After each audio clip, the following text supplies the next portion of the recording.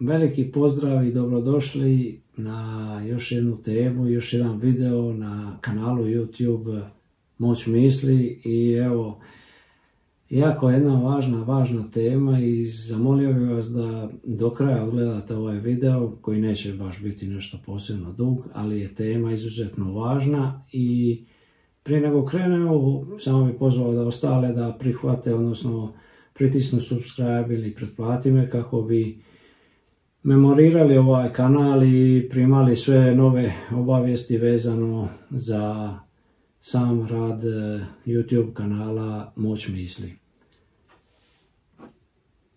Ovaj video, odnosno ova tema je nastala iz jedne situacije, a tema je uloga misli u naš život, odnosno uloga misli u našim životima, je da iz jedne situacije u kojoj je prije neki dan, evo, moja supruga je razgovarala sa jednom poznanicom i eto, ukratko mi je prepričala, a radi se uglavnom o tome da je moja supruga napomenula njoj kako ljudi danas malo ili nimalo pažnje ni znanja ne pridaju mislima, a dobila je odgovor od nje, od te poznanice, da je to prirodno i misli se osvještavaju prirodno življenje kao i mišići koji nam pomažu kod hodanja, a da to od djetinjstva nismo svjesni. Sad, supruga nije dalje htjela ići u neku raspravu oko ove zablude, ali mi je evo rekla da pokušam objasniti kroz ovaj video kakve misli i uvjerenja živimo. I da nas je ipak netko morao naučiti i hodati i govoriti.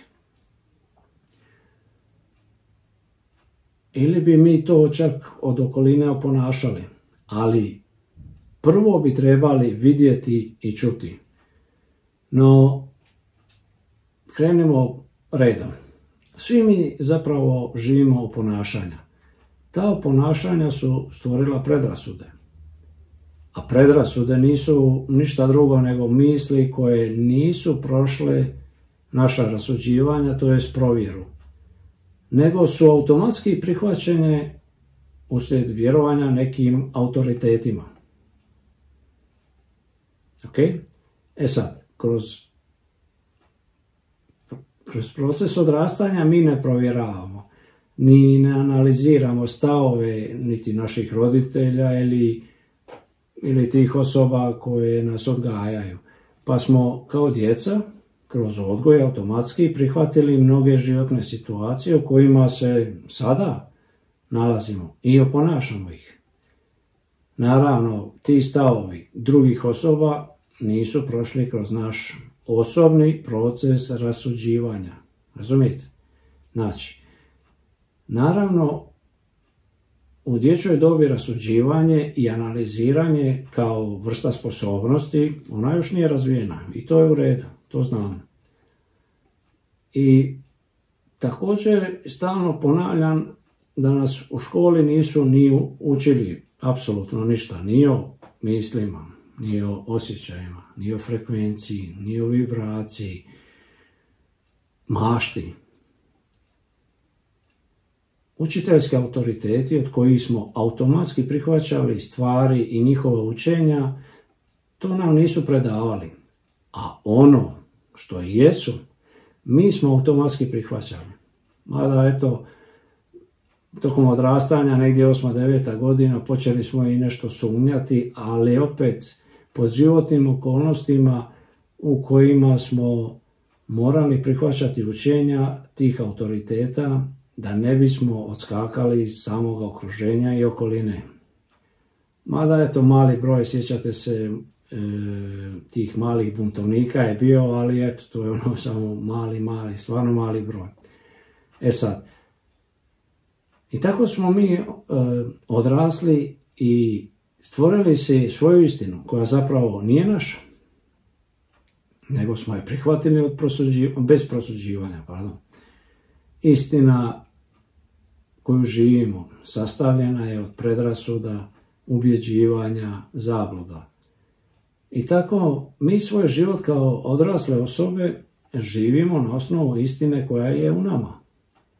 a onda živimo nesretno, u depresijama, strahu, radi loše istina u nama, a ta loša pokupljena istina je u stvari izvor svih problema kojima se mi u životu borimo.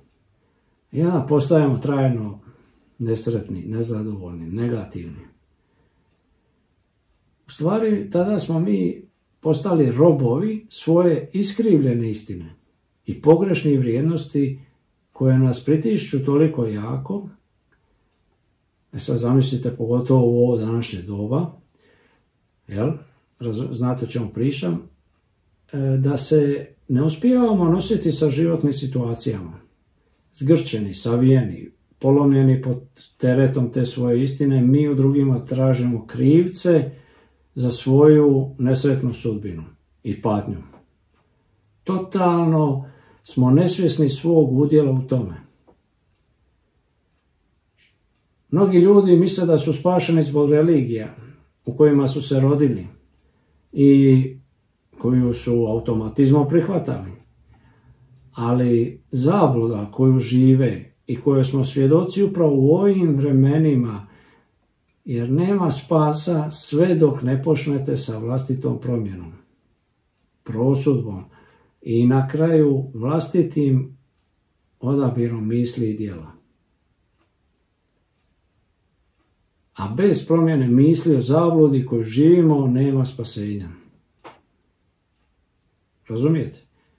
Znači, nema vraćanja na staro, nema slobode, ni zdravlja, ni radosti, samo kroz znanje o mislima i prosudbi tih naših misli naš um će drugčije reagirati. I jedino učenjem o mislima i odabirom vlastitih misli mi možemo stvoriti svoju istinu i obrisati sve dosadašnje predrasude sa kojima smo bili zaslijepljeni, slijepo vjerujući, te tako postajali smo automatski sljedbenici. Jedino tako se um otvara, a otvoren um znači primijetiti misao, primijetiti namjeru misli, odnosno odabrati je ili odbaciti. Znači, otvoren um je spoznaja i spremnost prihvaćanja situacija koje se ne uklapaju u naše predrasude i istinu koju živimo. Mnogo puta ste i pročitali i čuli, naravno, prihvati odgovornost za svoj život. Ali jako malen broj ljudi još uvijek ne zna da prihvati odgovornost za svoj život. Što u prevodu znači prihvatiti odgovornost za svoje misli. Ovo je sad novi jedan početak učenja života. Učenje o mislima, moći misli, uticaju misli. Ali evo, raduje me činjenica nekako da se kolektivna svijest u svijetu malo pomakla i da je sve više i više naučnih dokaza u javnosti i da jednostavno i škole su sad počele prihvatati nove spoznaje. Evo, i zbog toga sam ja zahvalan svim tim školama, pogotovo na ovom području našeg Balkana i institucijama koje su stvarno prepoznale vrijednost ove tematike, te eto i me čak i pozivaju na neka predavanja i te svjedoče benefitima naučenog, daljnjoj motivaciji istraživanja i vlastitom svjedočenju novim iskustvima u svim segmentima života. A sve je to samo zbog jedne stvari, zbog spoznaje uloge misli. Eto, nadam se da ste razumjeli ulogu misli u našim, odnosno vašim životima i da jednostavno su misli jako, jako bitne u našem daljnjem životu. Eto, za sada toliko u ovom videu. Do skora, eto, bit će još tema, bit će još videa, bit će još blogova. Budite tu, pratite i zdravi i veseli bili.